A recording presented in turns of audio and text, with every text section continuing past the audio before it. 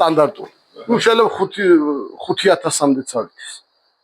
მაგრამ თუ ამას დაემატება კიდე მოძრაობა ტექტონიკური სხვა არის. აი დაგვიდეთ რა კარგად არის ფრესკა შემორჩენილი. ეს გახლავთ წმინდა ეკატერინეს სახელობის ტაძარი და არის 1500 წლის. ანუ ამ ტაძარს დიდი ალბათობით ალბათ გაგრძელებაც ჰქონდათ, სხვა რაღაცაც ჰქონდა, მაგრამ იმის გამო რომ აქ იყო 1293 წელს ძლიერი მიწისძვრა და ეს უტყუარი ამბავია, რაღაცები დაზიანდა.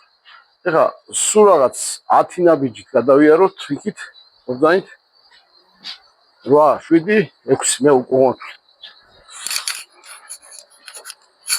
ახლა ძალიან ძნელი არის კირქვის გამოჭრა. ეს აშკარად გამოჭრილია. ასეთივე აი ეს კიბე რო შემოდის იქ დედათა მონასტერია სხვათაშორის, აი ესეც ხელით უნდა იყოს რაღაცნაირად გამოჭრილი. ანუ კირქვა არ არის ადვილი გამოსაჭრელი.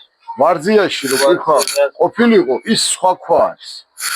ანუ ცოტა ძნელია, მაინც ამის დამუშავება, უფრო მყარია და ის ტუფი რაც იქ არის ვარძიაში, ადვილი.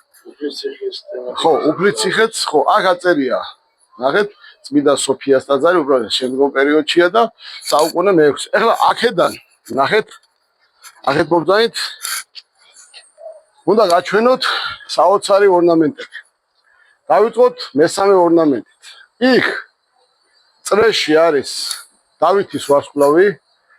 ამ დავითის ვარსკვლავზე ხშირად არის საუბარო, ეს არის ისრაელის სიმბოლო. დავითის ვარსკვლავი შეიძლება ისრაელის სიმბოლო არის 70 წელია, მაგრამ მე-9 საუკუნიდან ეს სიმბოლო დავითის წინასწარმეტყველ დავითია საუბარი. სიმბოლოც გახდა და ასევე გახდა ქართველი ბაგრატიონებისთვის უფლება, რომ თავიანთ თავად აზრებზე გამოესახათ ჯვარი და აი ჯვრის ფორმა იმ წრეში ჯვარია ჩასმული. ასევე იგი თუ დავაკვირდებით არის საკმაოდ საინტერესო ორნამენტები და ტაძრის შესასვლელში და აქეთაც დავაკვირდით ეს არის ბაგრატიონების ჯვარი.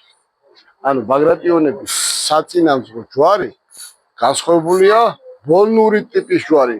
განსხვავებულია ბოლნური ბოლნიშიც ნახეთ და ბოლნურ ტიპის ჯვარ ჩვენ კაცხის ვერწეთს ვნახავთ დღეს ის მეორე ნახევარში და აი ამ მაჩვენებლით გარე ინტერიერში უამრავი და უნიკალური ესეთი ბარელიეფებით და ასეთი მაღალი ხარისხის ქვის ორნამენტებით ეს ერთ-ერთი უმთავრესი 95 წელს, როდესაც იუნესკოს კომისია შეკრებილი იყო და არჩევდა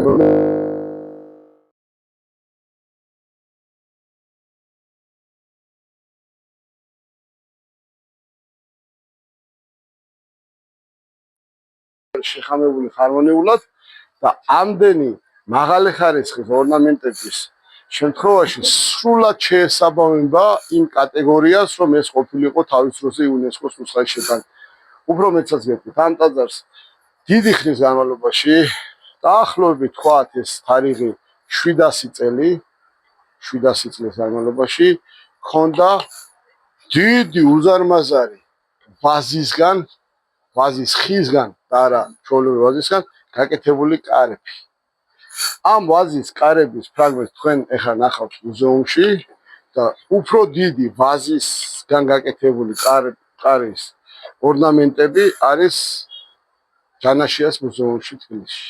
ანუ წარმოიდგინეთ აქ როგორც ჩანს სადღაც ვაზიც იყო იმხელა რომ ვაზი მერე დააპეს შუაზე და ვაზის დანაყოფი ჩამოაბეს კარების სახით ამ ტაძარში. ო, ნუ ფაქტია რომ უდიდესი იყო. აუცილებლად შევიდეთ ტაძარში და მე-13 საუკუნის ასეთი მაღალი ხარისხის ხატრობა კიდევ იყო ერთი დიდი პირობა იმისთვის, რომ ეს იუნესკოში შესულიყო. ახლა წარმოიდგინეთ თქვენ იუნესკო რას მოგწევდა. თუ ეს შევიდოდა იუნესკოში, აქ შენ გამიგონოს მონასტერი. მაინც ისმის, ხო? მონასტრის